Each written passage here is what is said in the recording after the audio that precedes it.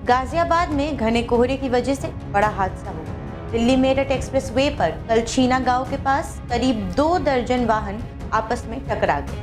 हादसे में कई लोग घायल बताए जा रहे हैं। पुलिस वाहनों को हटाकर यातायात सुचारू करने में लगी हुई है। नमस्कार, आपका स्वागत है डेली 24 भारत में। मैं हूं आपके साथ अदिति। पिछले कई दिनों से घना कोहरा नहीं देखने को मिल रहा, लेकिन एक बार फिर से घना कोहरा छाने लगा है, जिसका असर सड़कों पर देखने को मिल रहा।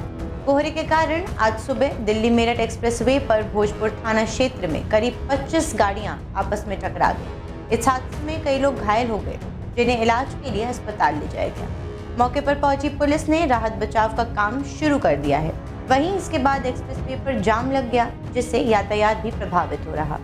हादसे के बाद एक्सप्रेसवे पर करीब 3 किलोमीटर तक टूटी गाड़ियों की लाइन लग गई। इसके तुरंत बाद पुलिस पहुंची, जो एक्सप्रेसवे से जाम खुलवाने की लगातार कोशिश कर रही है और क्रेन से एक्सप्रेसवे को खाली करने का काम किया जा रहा है। हादसे में घायल हुए कई लोगों की हालत गंभीर बनी हुई है। अभी तक किसी की मौत पुष्टि नहीं है।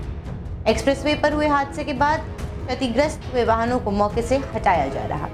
इस वजह से ट्रैफिक धीमी गति से चल रहा। दरअसल घने कोहरे के चलते वाहनों की विजिबिलिटी बेहद कम हो गई, जिसके कारण वाहन एक दूसरे से टकरा गए। हादसे में शामिल वाहनों में कारें, ट्रक और अन्य बड़े वाहन शामिल हैं। जानकारी के मुताबिक यह हादसा आज सुबह 8 बजे के करीब हुआ। हालांकि सुबह के समय घना कोहरा नहीं था, लेकिन अचानक से कोहरा बढ़ने लगा और गाड़ियों की रफ्तार कम होने लगी, जिसके बाद मेरठ से गाजियाबाद जाने वाली लेन पर गाड़ियों का एक दूसरे से टकराने का सिलसिला शुरू हो गया। इसमें मेरठ से गाजियाबाद आ रही साहिबाबाद डिपो की बस समेत एक कार पूरी तरह टूट गई। इसके अलावा क्रेटा कार अपने आगे चल रहे कैंटर में जा घुसी। क्रेटा को पीछे से दूसरी कार ने टक्कर मारी। एक्सप्रेसवे पर गाड़ियों के आपस में टकराने का यह सिलसिला करीब 3 किलोमीटर तक चला। हालांकि मौसम और हादसे को देखते हुए गाड़ियों की संख्या ज्यादा होने की भी संभावना है। फिलहाल गाड़ियों को उठाने के लिए क्रेन की मदद ली जा रही है। सभी टूटी गाड़ियों को एक्सप्रेसवे के किनारे किया जा रहा है, जिससे ट्रैफिक जल्द ही खुल जाए और लोग यातायात कर सकें। दुर्घटना के बाद पुलिस और बचाव टीम मौके पर पहुंच गई है और घायलों को एम्बुलेंस के जरिए अस्पताल भेजने का कार्य भी जारी है।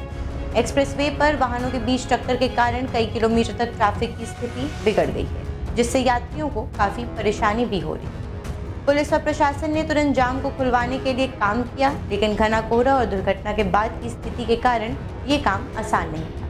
इसके बावजूद पुलिस ने सक्रियता दिखाते हुए यातायात को कुछ हद तक संभालने की। दिल्ली मेरठ एक्सप्रेसवे पर नियमों का पालन नहीं किए जाने के आए दिन हादसे होते रहते हैं। इसे रोकने के लिए सड़क सुरक्षा समिति की बैठक में आदेश भी जारी किए जाते। इसके बावजूद लापरवाही जारी।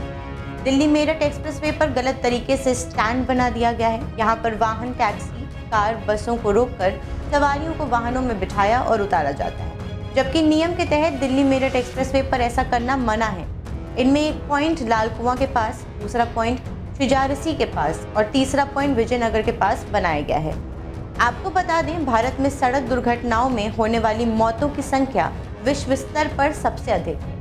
यहाँ प्रति 10,000 किलोमीटर पर 250 मौतें होती हैं, जो संयुक्त राज्य अमेरिका, चीन और ऑस्ट्रेलिया की तुलना में अधिक है। भारत में सड़क दुर्घटनाओं की वर्तमान स्थिति चिंताजनक है, जिसके लिए सरकार और जनता दोनों को तत्कालीन कार्रवाई की आवश्यकता है। फिलहाल के लिए इतना ही। आगे की जानकारी के लिए बने रहे हमारे साथ। देखते रहें डेली 24 भारत।